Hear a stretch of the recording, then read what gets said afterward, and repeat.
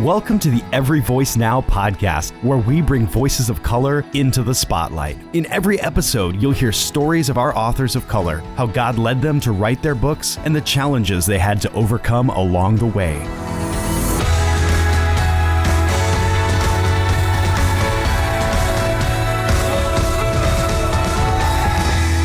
Hi, everyone. It's Helen Lee, one of the producers of the Every Voice Now podcast, and I'm delighted to introduce today's conversation with Sean Palmer. He's the teaching pastor at Ecclesia Houston. He's a speaker, executive coach, and Enneagram expert. And his voice might sound familiar to you because Sean joined us on our first season of the podcast in one of our Enneagram Supersize episodes after the release of his book, 40 Days on Being a 3. So if you haven't tuned into that episode, I do encourage you to go back and listen to that sometime.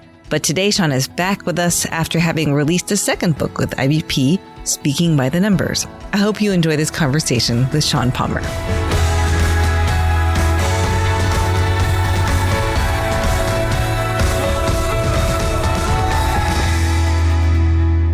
Well, Sean Palmer, it's always a delight to talk to you. And today we're going to start actually with a question I know we asked you last time, but since there are some folks who might listen to this episode who didn't get a chance to listen to the earlier one, tell us a little bit about your ethnic background and maybe some just kind of key pivotal moments in your own ethnic identity story.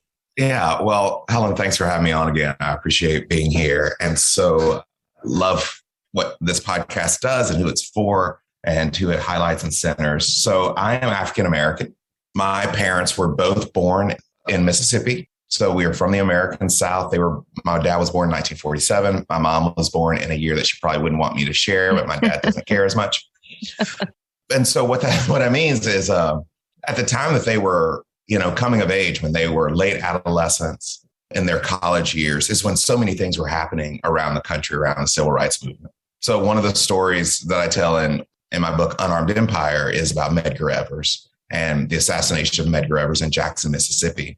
And one of the interesting touch points in my personal history is that at the time, my father was Medgar Evers' paperboy. And so this is sort of the milieu that I grew up in. Later, when I was at junior high, our family moved to Stone Mountain, Georgia. Some folks who are good students of history will recall that Stone Mountain was name-checked by Martin Luther King Jr. and I Have a Dream speech. That's because it was an armory for the Confederacy. In the rise of the Klan in the early days of the Ku Klux Klan after the Civil War, Stone Mountain was used as a rallying point. And even now, to this day, there is a relief in the side of Stone Mountain, which features Stonewall Jackson, General Lee, and Jefferson Davis. And every year there's a big laser show they put on the side of the mountain. Hundreds of, thousands of people come and watch that. And it ends with this animation of these three figures coming to life in the laser show. And they're playing the battle hymn of the Republic, all of those things. So that's like the backdrop where I grew up. So it was racially diverse for the time. And we're talking about the 90s, but also racially tense. Like this Stone Mountain has been, and up until the time I was there, kind of a hub for lots of racial tension. Then I went on to college. I came out to Texas to go to college. I went to Abilene Christian University because I wanted to major in youth and family ministry within my denomination. That was just kind of the place to go. And when I got there, the racial makeup was 6% other, like not 6% African American, just 6% other. But that placed me in a situation where in college and like post-college, I was around predominantly white people virtually all the time. And so it's been a life of being in and out of multiple cultures and all the things that come with that, like the code switching that comes with that, kind of the adaptability. It's just part of the way that I have made my way through the world. At this point in my life, with all of that in the rearview mirror, I've seen both what that's cost me in a lot of ways, but also that in many ways, and because it's been costly, but because it's been a calling to be in those spaces, because there are things that I can do and say in those spaces that I hope are helpful, that are challenging to folks who don't see a problem with those spaces existing like that. But yeah, it's not always been fun. It's often been costly. And it's not, if I had a magic wand, what I would have chosen, but it's definitely feels like that's the way that God directed my life. Could you share a little more about what you mean when you say costly? Examples of how that has manifested itself in your life, just maybe moments that you remember? Yeah. So when you are in spaces so much of the time that are racially other than you don't know how much of yourself you're giving away. You don't know all the ways that you are doing little things like biting your tongue, the microaggressions and insults that you swallow because you are just basically outnumbered in those spaces, and the risk of having zero relationships if you were to be more aggressive. And so you find the ones that are the most friendly in those spaces, but even those can have a level of hostility that you wouldn't have in more racially diverse spaces. So I see this a lot with my daughters who are very deliberate about picking out spaces where they can be with people who share their experiences, who look like them, who have this similar worldview because of their experiences, who've endured some of the same hardships and setbacks because of their race, and some of the same culture because of their race. And those are opportunities that I didn't have. And I did not realize how much that the lack of that availability and my own blindness in choosing to some regard, because I'm not going to say that it's someone else's fault necessarily, how much that ultimately costs you in terms of the self and what you offer to others for nothing in return or for insult in return. Yeah, no, I resonate with much of what you're saying. Sadly, it's a reality, I think, for those of us who are often operating these majority white spaces. So all that, resonates. You start out speaking by the numbers with a little mini story with your youth leader, telling you ought to be a speaker, which is this very precise kind of prophetic word on your life. So I want to know more about that moment. I'm wondering if you can take us back, paint the scene, tell us about this youth leader and what was kind of happening in the setting of that moment from what you remember. Yeah. It's really odd about that. So late high school was in a pretty large youth group. And the way that things were structured there was that every grade probably had about 12 to 20 students in it. And so the way that we divided that, we were in what were called huddles. So you started out with 4 adult leaders, usually 2 couples, when you were in 7th grade. And they were basically your Sunday school Bible class leaders from 7th grade all the way till you graduated high school. Okay. So you were with them for a long time. And so I came a little bit later in that process. I didn't start going to that church until I was like in 8th grade, 9th grade. And so you're in that group. And so I'd graduated and gone off. And what happens was that 2 of my leaders decided to re-up. So they had started again with a new group in 7th grade. Okay. And so I came back after my freshman year of college, and I was going to work for our church that summer. And the first thing on the schedule was the junior high retreat. And so all of the interns coming back kind of led the junior high retreat. And so these were the folks who were my youth leader, my huddle group leaders with their new 7th graders. And our youth pastor had asked me to just do a devotional Sunday morning, the communion devotional. So in my tradition, we share communion every week. And so I did that and then sat down next to her. And she was the one who said, the female of the couple was one who said, like, you ought to be a speaker, which is so crazy because you want to talk about all the things that you give away in white spaces. I remember this is a woman who had told me when I was in high school, and I appreciate her honesty, but she had told me like she would never date someone like outside of her race. And the reason being because I wouldn't want my children to look like that. Oh my gosh. Wow. And kind of at this point in life, like she and I would probably agree that Jesus is Lord and nothing else in terms of theology. But God did use her in that moment to sort of kind of set a course for me. And I think this is what, because I was in student ministry for about a dozen years. And I always felt like that was one of the key components of being in student ministry is to help students form a vision for what their life could be, maybe even outside of the things that they've considered or their parents considered. Well, it sounds like when I read about that moment in the book, it was a life-changing moment for you. It kind of opened your eyes to this whole aspect of your giftings that you hadn't previously known about. So tell me a little bit about what changed for you as the truth of that statement started to settle in you. How did it shape some of your vocational steps after or experiences after that moment? So I think it was kind of always in the back of my mind that I might go into ministry. But one of the crucial steps in hearing a call for many of us is just confirmation. So I'd already decided coming into that summer that if I really liked doing this, that I might go into ministry. My plan was to ultimately go to law school. And so I picked a major where you had to write a lot. So that's why I did that. And so sensing that I had this unique gift that I could spend my life enhancing, that would be a blessing for the kingdom, was really crucial in that moment. Say like, okay, the bones of this house are good. Like I can build on this, I can add to it, and it actually be useful and helpful to other people. And so I did go back to school that fall and change my major to something that had more to do with where I wanted to go. And it's been over a quarter of a century now that I've been in ministry. And I've never had a day where I felt like I shouldn't be in ministry. Like I've had days where I felt like maybe I don't want to be, right? Or that, oh man, if I did X, Y, or Z, this might be a little bit more lucrative or whatever. But I've never had a day where I didn't feel like this isn't exactly what God intended for me to do with my life. And that all began that day. And it's been a real gift because a lot of people who should be in ministry never have the sense that they should be in ministry.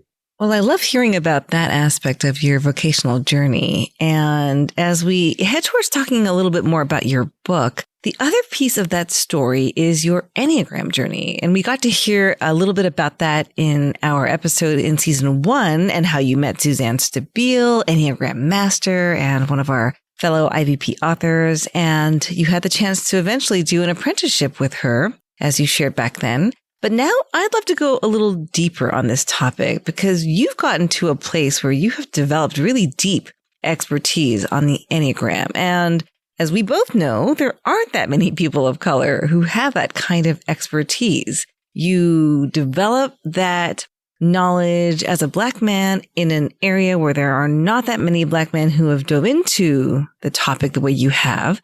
So talk to us a little bit about your Enneagram journey and reaching this level of expertise through that lens of race. So my first weekend that I went and spent with Suzanne during that time when I was studying with her, I asked her during the break, because I had a sense. I was like, I know who's going to be in this class with me. It's going to be mostly white women over 50 with expendable income, because there are certain things that you have to be able to do a course like that. You got to have the time. You have to have several $1,000s for just to register. You got to be able to fly there. You got to be able to house yourself, find some kind of housing. You got to eat while you're there. Like you are in for some serious dollars to do this. And so I knew exactly who it was going to be. And I know the books that I was reading, at least ones people had pointed me to through that time. And I just became curious. And I asked Suzanne, I said, is the Enneagram just for white people? Because what I did not want to do is spend even more space. But I'm also a 3 on the Enneagram, where I thought like maybe the next thing for me, the next way that I can be helpful to other folks is to offer a different take. Because my question had always been, am I genuinely a 3 on the Enneagram, or am I the son of 2 parents who grew up in the civil rights movement, whose parents used to say things like, to advance, you have to be twice as good as white folks.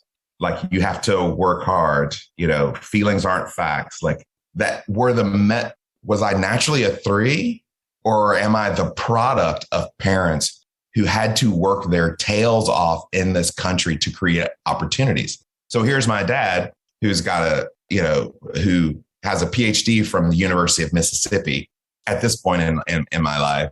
And my mom, who was kind of one of these whip smart, like skipped grades in school sort of people. Like, is that true? How racialized is what I think my Enneagram identity is. And my older brother is a 7, which means he's also an aggressive number. And so what I've come to find out, and when people will talk to you, if you talk to 10 men of any race, right, who grew up in challenging time, maybe an economically stressful neighborhood, like they will all, if you show them the Enneagram, they will all identify as 8s, but they're not all 8s, but they have had to adopt those behaviors to survive. So one of my good friends, my co-teacher for this summer in a class I'm teaching, is a wonderful woman named Suzanne Dion, who has worked with the Prison Enneagram Project. And she says, like, when she teaches the Enneagram in those spaces, regardless of race, but we know how America imprisons its citizens, like the imbalances in who goes to jail for how long, dependent upon race. Like, and anyone listening can just Google those facts. Like, I'm not making that up.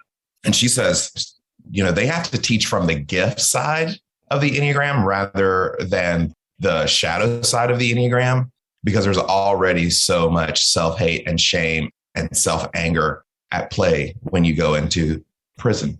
And so I was starting to look at the Enneagram and thinking there's more here than most people know, which is kind of the typology, know your number stuff. But what would be really helpful for people? Where does the transformation occur? And you have to know your type, but the transformation occurs when we get into things like stances, when we start looking at what, harmony triads versus harmonic triads. So I didn't know, like I knew 8s, 9s, and 1s were gut, body, anger triads, 2, 3s, and 4s, feeling shame, 5, 6, and 7s, thinking head triad, all of that. But I didn't know about all the others, all the other ways that it worked and how we change when we're integrated versus when we're disintegrated. I didn't know about coping styles that folks grab onto and how to frame those. And so what I found is the Enneagram starts out as this sort of, here are the 9 types, but it begins to fracture in all these really meaningful and significant ways that then our personality type and personal story comes together. And so people of color and people of LGBTQIA community have different stories. So when you go and you hear someone teach on type, they actually are teaching from 2 things. They're teaching from their type, which is what speaking by the numbers is largely about. But we're also teaching from our cultural and racial experience, because being African-American male, I have a different set of experiences where being a 3 reveals itself in particular ways. One of my coworkers is an Asian woman. She's our campus pastor at our downtown campus, and she's a 2 on the Enneagram. Well, it wasn't until beginning really talking with her about the cultural expectations for the way an Asian woman should be in America. Oh, yes. And because she's a 2, she actually meets some of those expectations naturally. But, and if in our congregation, we have a significant Asian population, like we have members of our board of elders are Asian women. And I hadn't heard those stories. So I couldn't actually teach effectively the full range of the Enneagram without knowing. It really shows up differently as a suburban white mom of 3 kids who is a 2 versus an Asian woman in that same space. And that's really helpful for us to know. And there are different challenges, as an African-American 3 on the Enneagram than there are a white male 3 on the Enneagram.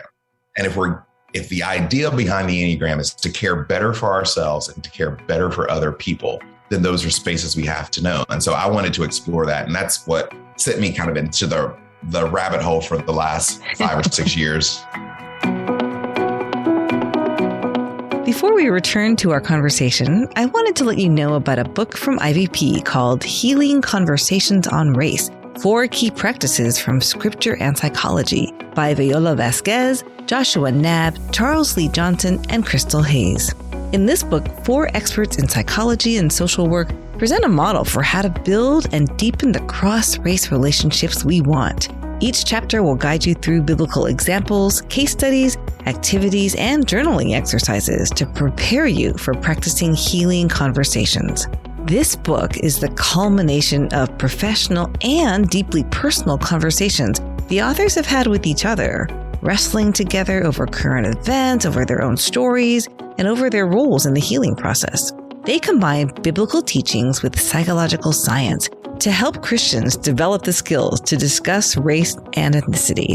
So stick around until the end of the show to hear how you can get a special deal on Healing Conversations on Race. I'm Helen Lee, and you're listening to the Every Voice Now podcast, where we're talking today with IVP author Sean Palmer. Sean, I'd love to hear a little bit about the story of Speaking by the Numbers in terms of its origins and its genesis. Was this a book that you had in your mind all along that you would write, or was it somehow inspired by your work on 40 Days on Being a 3? Just tell us a little bit about how this book emerged. So for a couple of years now, I've been a speaking coach working with clients, lots of preachers and other folks, just to help them communicate better with more clarity and with stronger focus. And I started looking, I was doing that. And this is while I was studying the Enneagram. And the more I learned about the Enneagram, I thought this is a great tool to help professional speakers craft messages that are going to be more impactful for a greater number of people.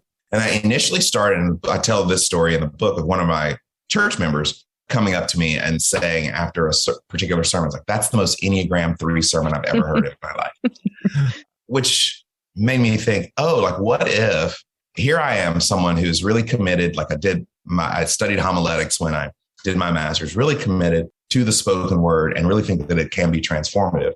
But I've been missing people because I have been talking to myself, thinking that the rest of the world sees the world the way that I do. And so that's how I got to this book, thinking through, okay, how does it show up for certain people? And the problem when you teach the Enneagram, broadly speaking, is that you've got to go around the circle. You've got to teach to all 9 numbers, which takes a lot of time and a lot of ink.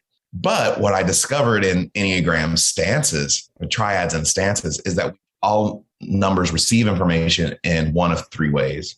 And then we process that information in one of 3 ways. And then I thought, okay, that I can do something with in a 20 or 30 minute talk to a group of people. Like, I can hit people where they live. And part of this comes from the idea of when I was in college, I was a telemarketer for my university. So we would call alumni and do fundraising. So I worked in the development office. And as you're training in the development office, they give you, I think it's like, there's something like 7 or 12 motivators. And so like, these are the things that motivate people to give. And you have got to become a really good listener to understand these motivators and to then pick up the motivator which you need to deploy when you're talking to potential donors. And so like, my mind is thinking, okay, I know that there are these motivators out there. So I want, as a communicator, for people to actually do something with what I give them. And the Enneagram is a great tool for learning that.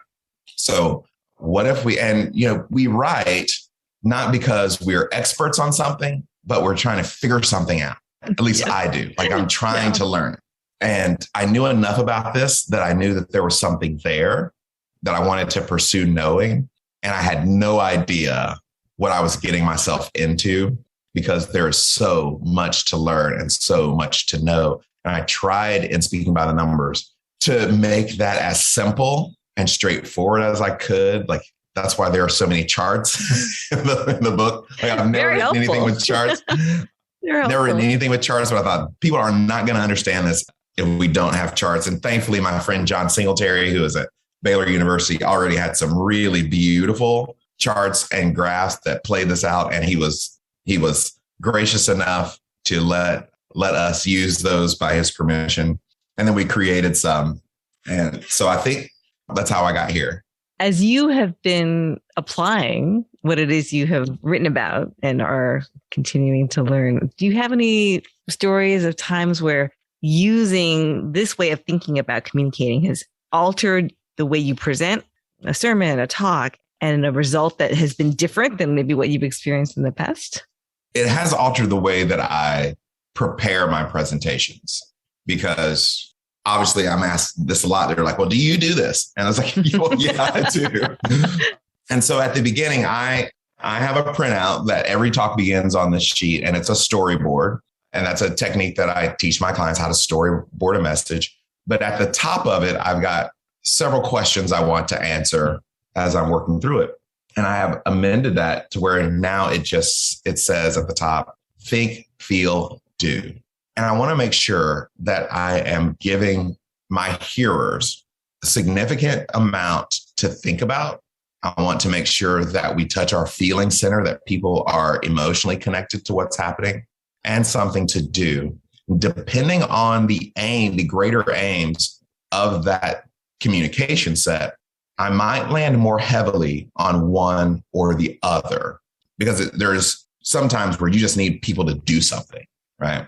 And there's sometimes where I just want to bring you into contact with a feeling, to re-engage your own feeling center. But I want every one of those to be in a message, because there are some folks who, like, it's not a good message if you don't give them enough to think about. And it's not good if you don't give them something to do. But what I'm doing, especially in my context where I speak most of the time in a church setting, is like, you're not going to get something to do every week.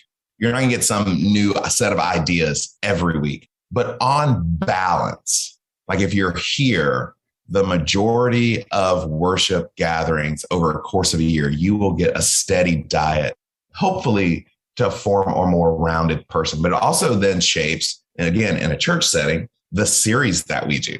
So like right now, we are in a series called Hearing What She Said or something like that. And we're just working through great women thinkers, leaders in the church throughout church history. And so we'll take like one person and it's like give kind of a biography of her life, where it touches the scripture, like where she is inviting us to live out a particular scripture, and invite the church to see the world the way that she saw it. But it's still a Christian church sermon. So it's scripture based, and we're using these women's lives kind of as an illustration. So it's kind of the reverse of the way most things are put together. But that's mostly a thing. Like that's mostly a thinking sermon, right? Mm-hmm. That's mostly a thinking series. So we've got to follow that up at some point with something that's heavy on doing, like how we live together. So each year. And so you balance it out throughout the year.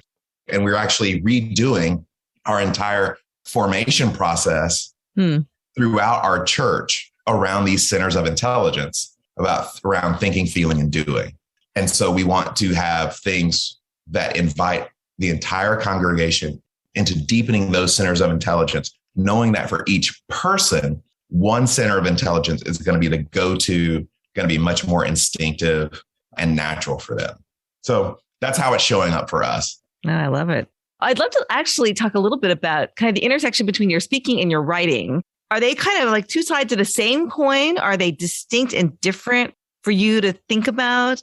Is it harder to do one or the other? Do you prefer one or the other? Just talk to us a little bit about the relationship between your speaking and your writing. Yeah. So the answer to that is yes and no, right? So I write manuscripts for the majority of my sermons, but I don't preach the manuscript. And I do that for a couple of reasons. One is that I want to remember what I said. And so like, if I just like have a note someplace like bird story, like in 4 years, I won't remember what the bird story was, but I also want to make sure I'm not repeating myself too often.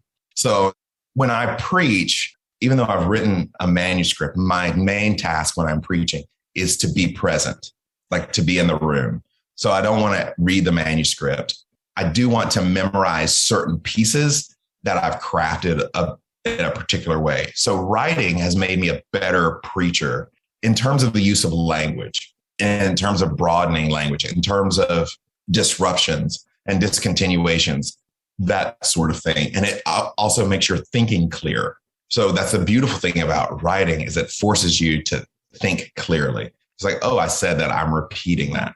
I've gotten to the end of writing sermons and taken out whole sections because I've already said this. So it makes your verbal presentations more crisp, and it makes your thinking more crisp. So I encourage most of the people that I work with, and I also, part of my job here at our local church is I work with younger staff people who are wanting to move into communication more and helping them to plus up their skills.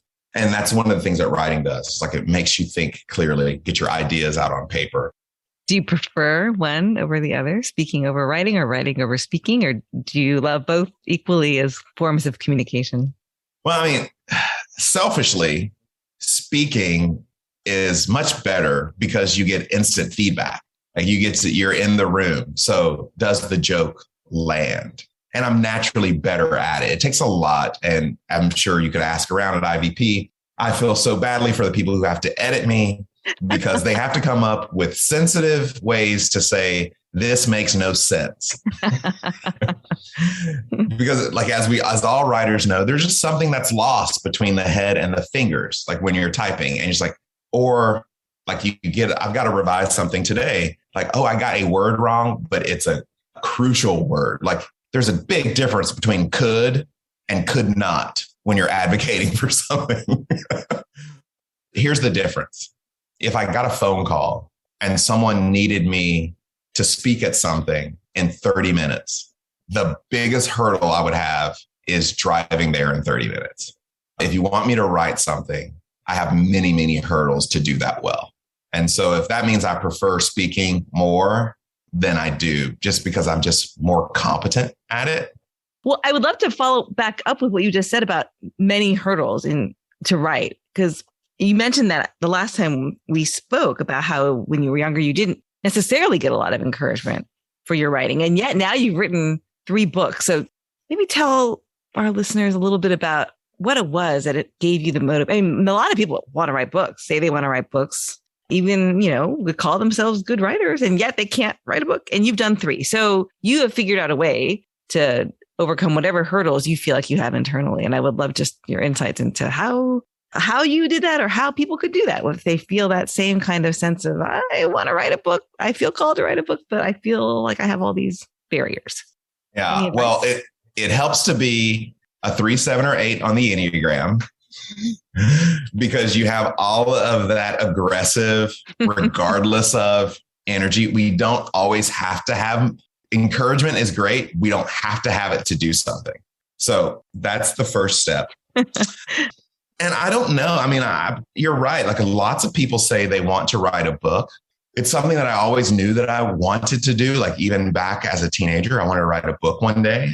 And I don't know what made me do it when other people want to write books and just can't seem to. And I think part of it is I took it very slowly, though it seems everyone who writes a book, it seems like overnight success to everybody else but them, because they know how many hours they have spent writing and how many things they tried to do that didn't work out.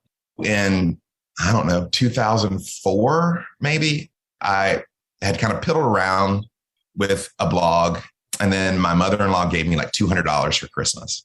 And I thought I had paid attention to people who were doing really well in the blogging space back when blogging was a thing. And they were saying, these are the things you need to do. Like you need to have like a dedicated domain page, not just somebody at blogspot.blogspot.com, like to be taken seriously, really build out a website, and I thought, okay, I've got this $200. Like I'm going to do that. And it started with, and I was like, I'm really going to hunker down. I'm going to write 5 days a week and see if I could build an audience. And so I started doing that. And a couple of years later, that's when I started waking up at 4:45, 5 in the morning, because our girls were little. And like once they were up, you couldn't get anything done. Yeah. So I started there and began just working my way, building a readership. So it was 5 days a week. Then a couple of years after that, that got to be too much. I went to 3 days a week. Then it went to 2 days a week, and the traffic was still about the same. And then it was like 1 day a week. And so I proved to myself at a low level that I could actually generate content. It wasn't all great content, right? Like when you're writing 5 days a week, like it just can't be when you're publishing 5 days a week. And all of those habits that successful writers talk about, that when you're starting out, you think you can skip, like write 500 words a day, like have a dedicated writing space, have a dedicated writing time. I just decided to do those. And the reason that that's kind of standard advice for writing is because it works. And it's the only thing that works, because you can't go from I want to write a book to putting 60,000 or 70,000 words on paper. You may be very gifted at the stuff you've written, may be very good, but you're not a writer yet until you know how to lay out an argument, until you know how a book flows and all of these things. And you're always still learning these things. Like I was with Robert P. Jones back in February, and who wrote The End of White Christian America. And I mean, both of his books, White Too Long, both of his books have won national awards. Like you don't win bigger awards than he's won with both his books. He's only written 2. And we were at a bookstore and he was buying a book on writing because he was talking about, I'm still trying to learn how to be a writer. And I was like, we all are. And if you don't dedicate yourself to the process of becoming a writer, you won't ever be a writer. And it's the thing that you're doing. So if you're not churning out a certain number of words every day, if you don't have dedicated writing time, writing space, if you're not studying, there are certain books like Stephen King's On Writing, Anne Lamott's Bird by Bird, Mary Pfeiffer's Writing to Change the World. There are a few others that I think if you haven't worked your way through those books, you're not ready to write. When Stephen King says, if you don't read every day, you're not ready to be a writer. And when you look at the habits of, you don't have to like these people's books. Stephen King, Nicholas What's-His-Face, that does all of the cheesy romance books for teenagers. Nicholas Sparks. Yeah, Nicholas Sparks. Like actually study what those people do. And that's what it takes to be a writer. And you have to move, Helen, from the space of I want to write a book to I am a writer. Yeah. I am a writer. Like this is what I do. Such great advice. I love it. But let me end with this, which is you mentioned the aggressive stances or the aggressive numbers. They have kind of a fire in them already that maybe makes them more predisposed to be action oriented to actually get the writing done. But I would imagine you would say that anyone from any number, from any typology can be a writer. Would you agree with that statement? Yes. It just takes, it only takes 3 words to be a writer, but in chair. Like you just have to sit down and do it. Yeah. And you'll get better. You'll find readership. It's very much like public speaking. Trust yourself and you can do it.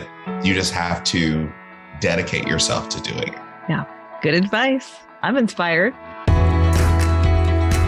Well, now we want to let all of you know that you can find Sean Palmer's books, Speaking by the Numbers, as well as 40 Days on Being a 3 at ivypress.com, along with other IVP resources mentioned in this episode.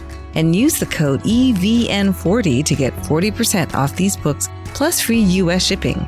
That's code EVN40 at ivypress.com. So check out our site to get a great deal on these titles. Thanks, everyone, for listening to the Every Voice Now podcast, brought to you by IVP. Our producers and hosts are Paloma Lee and Helen Lee.